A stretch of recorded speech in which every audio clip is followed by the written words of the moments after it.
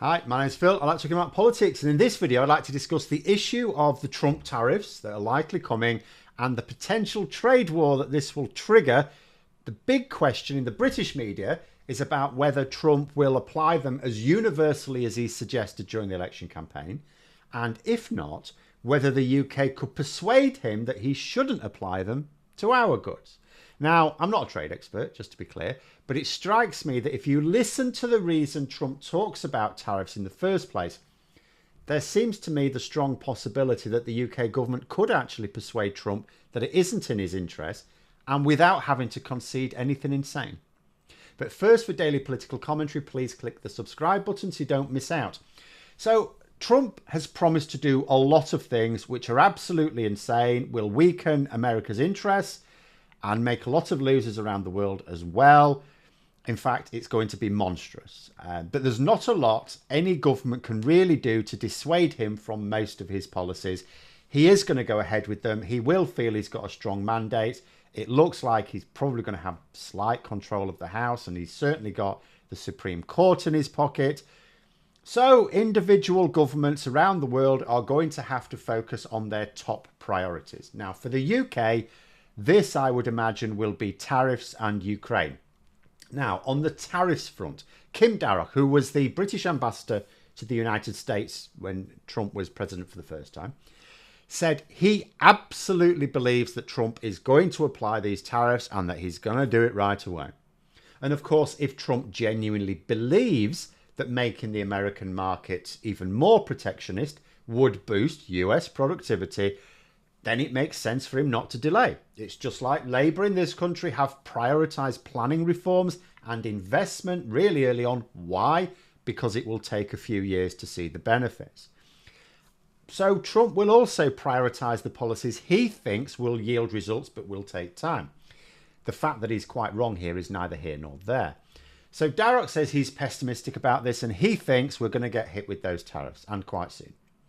The Daily Telegraph, on the other hand, are painting a more optimistic picture. They seem to think that Trump's team is considering a special deal with the UK in order to avoid them, which is not a contradiction with Darroch as such. The former ambassador, like anyone else who's had anything to do with Trump, views the president-elect as transactional. That is the word that keeps coming up about Trump. With him, you can get him to do anything you want if you make it worth his while. The way the Telegraph is reporting it, they cite sources close to Trump talking about a special deal that will emerge in the coming months. Now, it won't take a lot of brains to work out that Trump will be intending to extract, or extort might be the better word, some concessions from the UK in return for going easy with us on his trade war. Maybe it relates to a trade agreement, trade deal. You know, we know what the terms of that would be because Trump's team wrote them down during his first term. The NHS would be forced to buy pharmaceuticals from American companies, even if they are more expensive, which they would be, a lot more expensive. And public services would have to buy American as a priority. And the thing is, then this is why the old concept of a trade deal with the US is completely insane. This isn't about Trump. No US president realistically would be able to agree any sort of free trade agreement with the UK that did not mean three things. First of all, that the NHS would be forced to buy its drugs from American companies. Second, that public services in general would have to buy American where there was the option to do so.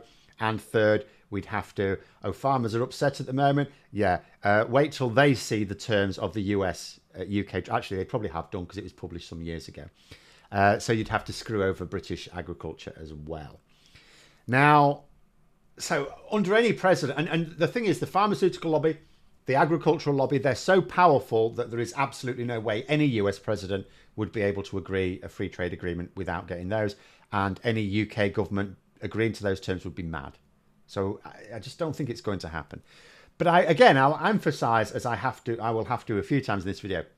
So I'm not a trade expert, but it occurs to me that the damage caused by an arrangement like that will be worse than that of the proposed tariffs. Because if you look at the projection for what people are saying these tariffs could do to the UK economy, to UK productivity, it's really not good because the economy is in a fragile enough state as it is. But it's not catastrophic. And yet this proposed trade deal would be. Now, I don't know that this is the deal Trump's advisors have in mind. It might be something smaller. Like the Telegraph don't make clear what the actual proposals are. I'm guessing because they don't know. They mention one possibility is the fact that the UK is wanting to align much more closely with the EU. It's entirely possible that there's some sort of deal that basically says, yeah, don't do that. We don't like the EU. We like people who are a bit standoffish with the EU. So if you carry on being standoffish with the EU, then we won't have any need to put tariffs on you. Should also be unacceptable. I don't mean for political purposes either. It's for a couple of reasons. First of all, Trump is basically saying, as long as I like what you're doing, I won't put tariffs on you, and he's very unstable. So like nothing you do, therefore, means that he won't a couple of years down the line, even if you think you've complied with what he wanted, we'll just slap the tariffs on you anyway, right? But the other thing is, the damage caused to our economy, as well as, efforts on Ukraine, could take a bigger hit than the tariffs would cause. Because, applying these tariffs will actually be damaging, but it is easy to overstate how damaging. And even without being a trade expert, you just look at the maths. Our trade with the EU is way higher than that with the USA. I mean, way higher.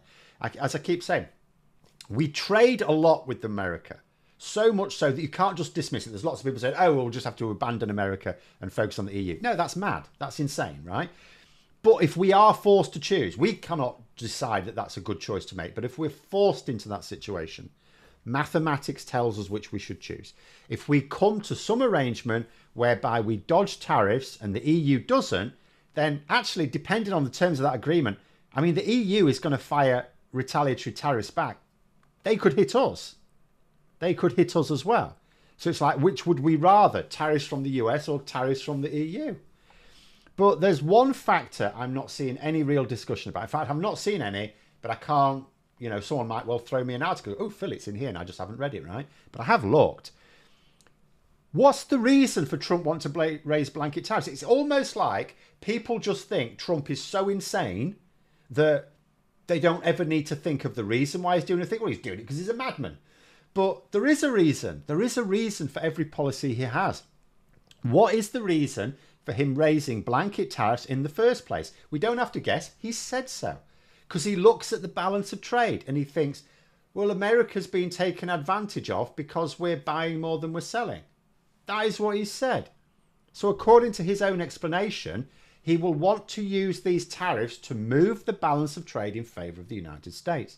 Now, obviously it won't work because others can hit America with tariffs that will just reduce the overall level of trade between them, but maintain the same balance of trade.